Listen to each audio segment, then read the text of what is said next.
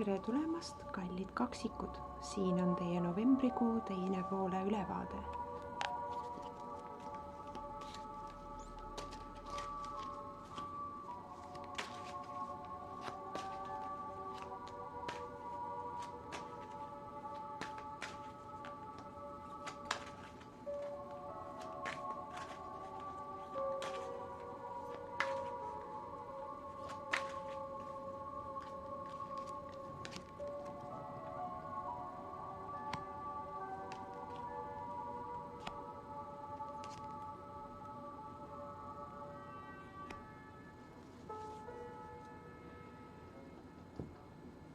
Teie jaoks, kallid kaksikud,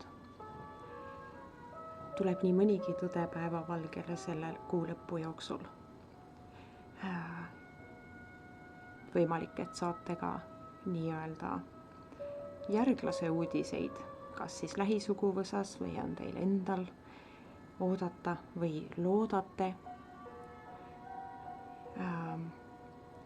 pere järelkasvule, siis või muretsete oma pere järelkasvu pärast, siis sellel kuul on teil võimalus rõõmustada, näha tulemusi ja tunda ennast väga-väga hästi.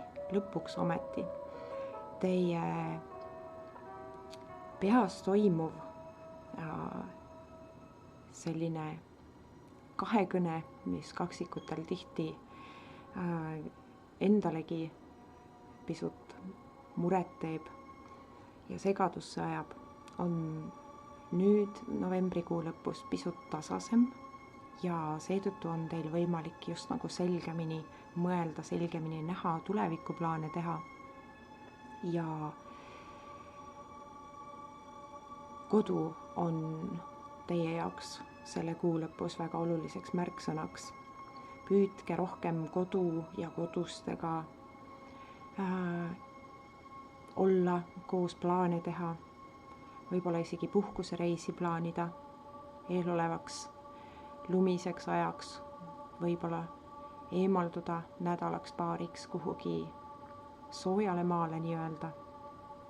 Ja hoidke ennast. Te olete enda vastu tihti liiga karm ja kuna kodu olete ka iseenda jaoks teie ise, siis seda kodu te peate hoidma. See tähendab, te peate hoidma ennast. Lubage endale enne detsembri algust kas siis puhkust või siis sellist lähedaste või sõpradega, inimestega, kellega teil on hea koos olla, keda te usaldate, koos olemist ja lihtsalt nautige.